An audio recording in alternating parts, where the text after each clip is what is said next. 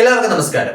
ഇന്ന് തൊട്ട് നമ്മൾ പുതിയൊരു എപ്പിസോഡിലൂടെ സ്റ്റാർട്ട് ചെയ്യാണ്. അതായത് വെള്ളിയാഴ്ച ദിവസങ്ങളിൽ മാത്രമായിരിക്കും ഈ ഒരു എപ്പിസോഡ് നമ്മൾ ചെയ്യുന്നത്. ലോകത്തിൽ നടക്കുന്ന രസകരമായിട്ടുള്ള സംഭവങ്ങളും നമ്മൾ ഇന്നേ വരെ സത്യമാണെന്ന് വിശ്വസിച്ചിട്ടുള്ള മിത്തുകളുടെ പുറകിലെ യാഥാർത്ഥ്യങ്ങളും എല്ലാം കൂടെ മിക്സ് ചെയ്തുകൊണ്ട് ഒരു ഫൺ എപ്പിസോഡായിട്ടാണ് നമ്മൾ ഇത് ചെയ്യാനായിട്ട് ഉദ്ദേശിക്കുന്നത്. സോ നിങ്ങളുടെ എല്ലാവരുടെയും സപ്പോർട്ട് ഉണ്ടാവുമെന്ന് പ്രതീക്ഷിക്കുന്നു. So welcome to Friday the Friday.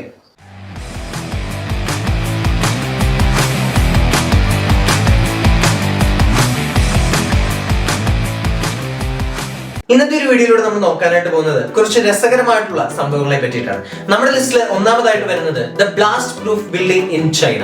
ഒരു കൂട്ടം എഞ്ചിനീയേഴ്സ് ചേർന്നിട്ട് ഒരു കെട്ടിടം നിർമ്മിക്കുകയാണ്. എന്നാൽ ഇതൊരു സാധാരണ കെട്ടിടമായിരുന്നില്ല. അവർ പറഞ്ഞിട്ടുണ്ടായിരുന്നത് ഇതൊരു ബ്ലാസ്റ്റ് പ്രൂഫ് കെട്ടിടമാണ് എന്നാണ്. അതായത് എത്ര വലിയ സ്ഫോടനം ഉണ്ടായാലും യാതൊന്നും തന്നെ ആ ഒരു കെട്ടിടത്തിന് സംഭവിക്കില്ല എന്നായിരുന്നു. ഇത് പരീക്ഷിക്കുന്നതിന് വേണ്ടിയിട്ട് ഈ ഒരു കെട്ടിടത്തിന്റെ ഉടമയുടെ മുമ്പിൽ വെച്ച് തന്നെ കെട്ടിടത്തിന് 4 പാടും ഇവർ എക്സ്പ്ലോസീവ് ഡിവൈസുകൾ സെറ്റ് ചെയ്തിട്ട് ഒരു സ്ഫോടനം ഉണ്ടാക്കുകയാണ്. എന്നാൽ നിർഭാഗ്യവശാൽ അടുത്ത നിമിഷം കെട്ടിടം പൂർണ്ണമായി മണ്ണിനടിയിലേക്ക് പതിച്ചു. ഒരിക്കലും ഒന്നും സംഭവിക്കില്ല എന്ന് പറഞ്ഞിരുന്ന കെട്ടിടം അങ്ങനെ അവർ തന്നെ മണ്ണിനടിയിലേക്കാക്കി. എന്ത് പറയാനല്ലേ, ഓണറുടെ ഒരു കഷ്ടകാലം. Number 2, the EPIC emergency door. അമേരിക്കയിലെ ഒരു ബിൽഡിംഗിൽ ഒരു എമർജൻസി എക്സിറ്റ് പണി കഴിപ്പിക്കുകയാണ്. എന്നാൽ ഈ എമർജൻസി എക്സിറ്റിന് ഒരു പ്രത്യേകതയുണ്ട്. ഇത് ഉപയോഗിച്ച് ഒരാൾക്ക് പോലും രക്ഷപ്പെടാൻ കഴിയില്ല. കാരണം എന്താണെന്ന് വെച്ച് കഴിഞ്ഞാൽ ഈ ഒരു എമർജൻസി എക്സിറ്റ് ഓപ്പൺ ചെയ്ത് കഴിഞ്ഞാൽ ഇതിന്റെ ഓപ്പോസിറ്റ് സൈഡിൽ വലിയൊരു കോൺക്രീറ്റ് ഭിത്തിയാണ്. അതായത് എങ്ങോട്ടും രക്ഷപ്പെടാനുള്ള യാതൊരു വിധത്തിലുള്ള വഴിയുമില്ല. പിന്നെ എന്തിനാണ് അതിനെ എമർജൻസി എക്സിറ്റ് എന്ന് വിളിക്കുന്നത് എത്ര ആലോചിച്ചിട്ടും ഒന്നും പിടികിട്ടുന്നില്ല.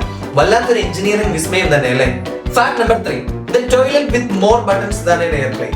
കേൾക്കുമ്പോൾ ഇങ്ങനെയൊക്കെ ഒരു ടോയ്ലറ്റ് ഉണ്ടാവുമെന്ന് നിങ്ങൾക്ക് തോന്നിയേക്കാം. എന്നാൽ സംഭവം സത്യമാണ്.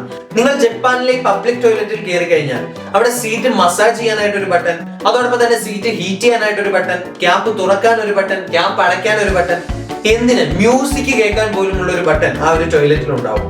എന്താല്ലേ ശാസ്ത്രത്തിന്റെ ഒരു വളർച്ചയെ. പക്ഷെ എന്തെങ്കിലും കാരണവശാൽ ആർക്കെങ്കിലും എമർജൻസി ആയിട്ടൊന്ന് ടോയ്ലറ്റിൽ പോകണമെന്ന് തോന്നിയാൽ ആളുടെ കാര്യം കുറച്ച് കഷ്ടമായിരിക്കും. Fact number 4, the friendly toilet. ഇറ്റലിയിലുള്ള ഒരു ടൂറിസ്റ്റ് കേന്ദ്രത്തിലെ ടോയ്ലറ്റുകൾക്ക് ഒരു പ്രത്യേകതയുണ്ട്. അതായത് ഈ ടോയ്ലറ്റുകൾ അറേഞ്ച് ചെയ്തിരിക്കുന്നത് പരസ്പരം 2 ടോയ്ലറ്റുകൾ മുഖാമുഖം വരുന്ന രീതിയിലാണ്. ചുരുക്കി പറഞ്ഞു കഴിഞ്ഞാല് പരസ്പരം കണ്ട് കൊച്ചു വർത്താനം ഒക്കെ പറഞ്ഞുകൊണ്ട് നമുക്ക് കാര്യം സാധിക്കാമെന്നർത്ഥം. എന്തായാലും ഇത് കണ്ടുപിടിച്ചവൻ ഒരു ബുദ്ധിരാക്ഷസൻ തന്നെ. Fact number 5, the bridge that inaugurated before being built.